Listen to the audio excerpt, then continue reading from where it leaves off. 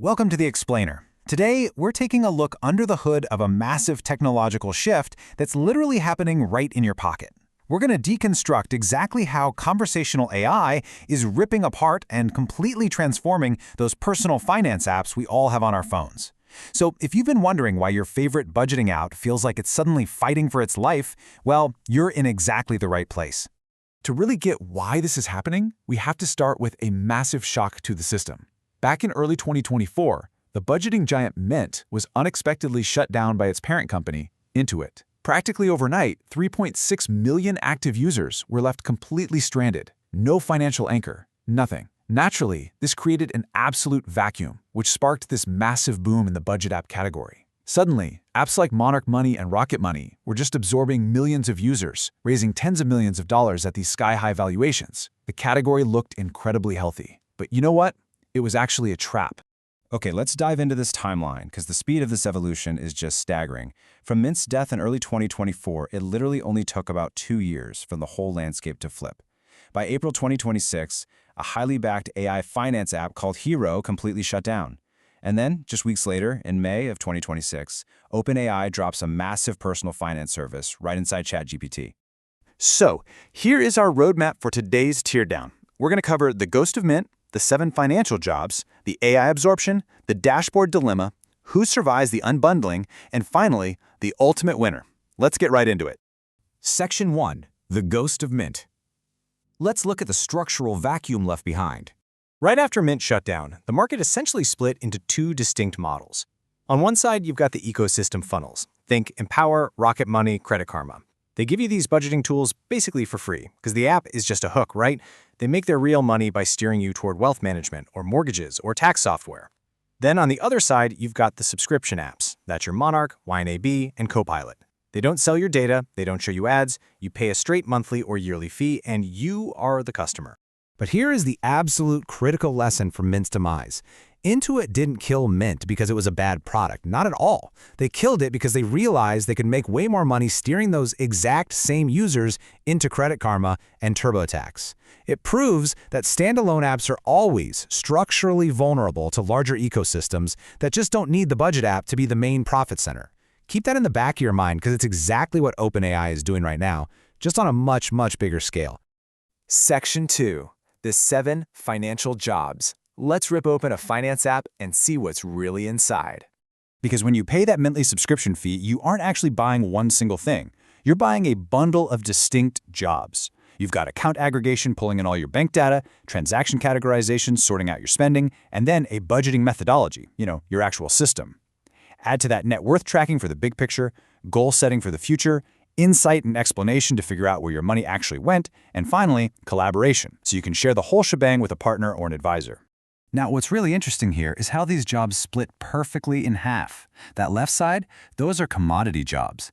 Your fancy budget app doesn't actually do the aggregation or categorization itself. It literally rents the software infrastructure from data aggregators like Plaid to do it for them. Net worth displays and basic insights, that's just math layered on top. An AI chatbot can easily do everything on that commodity side essentially for free, which leaves standalone apps scrambling to justify their price tag based entirely on those defensible jobs on the right. Section 3. The AI absorption.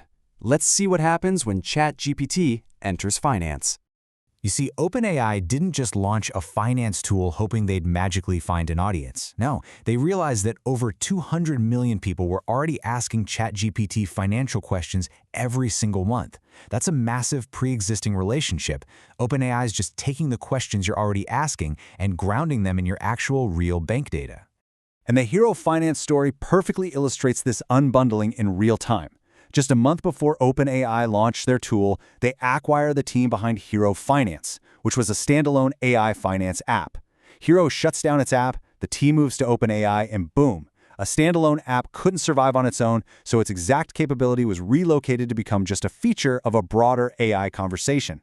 The product you used to pay for is now just a feature of a platform you're already using anyway.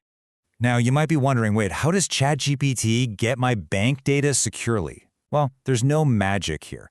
ChatGPT is running the exact same data aggregator rails, Plaid, that the premium subscription apps use. They both connect to the same 12,000 institutions. The data is absolutely identical. The only difference is entirely in how that data is delivered to you. Section 4. The Dashboard Dilemma. Let's talk about the psychology of friction. Be honest with yourself for a second. Have you ever enthusiastically paid for a budgeting app, linked all your accounts, and then just kind of slowly stopped opening it?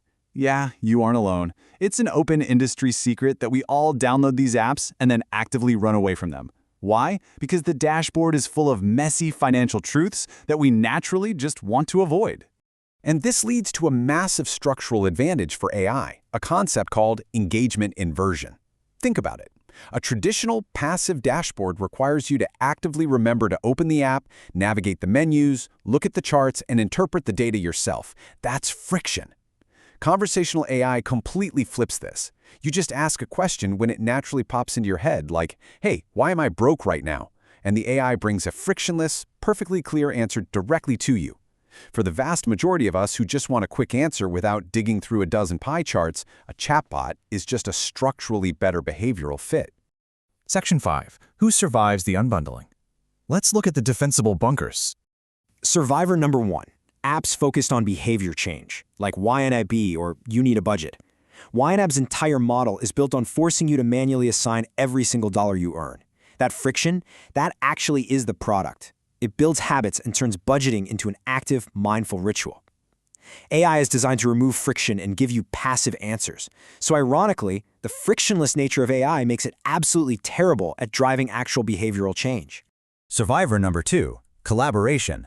Apps like Monarch Money thrive because shared household finances, like managing money with your spouse, well, that's a multi-person relationship. It requires joint permissions and shared workflows. A personal AI assistant is, by its very nature, single-player. That leaves shared household workflows securely in the hands of those dedicated, multiplayer apps. And survivor number 3, trust and privacy. Subscription apps make a very clean promise to you. You pay them, they protect your data, no ads, period. And here's the cruel irony for AI. A general-purpose AI company is structurally weakest at promising absolute data privacy, precisely because they monetize the broader relationship. So for users who prioritize strict privacy above absolutely everything else, those premium apps remain the gold standard. Section 6. The ultimate winner. Let's see where the value actually migrates. So the crucial point is this. The passive middle of the market is completely hollowed out. If an app's only real selling point is giving you a pretty dashboard of your past spending, it's dead. The conversational AI surface does that better, and essentially does it for free. The standalone app becomes a disintermediation casualty, permanently trapped in the middle of this squeeze. Notice how the value gets squeezed in two opposite directions here. It migrates up to the conversational AI surface because they own the relationship with you, the user. And the value migrates down to the infrastructure layer, like Plaid. Plaid is honestly the unseen puppet master in all of this. They get paid for renting out their data rails regardless of whether you're using a premium budgeting app or just chatting with OpenAI. They win either way. So the category isn't dying, it's splitting. Specialized apps survive while passive dashboards get swallowed whole by AI. But remember, right now, ChatGPT can only read your data. It can't act on it. So I want to leave you with this final provocative thought. What happens when the AI goes from simply reading your money to actively moving it?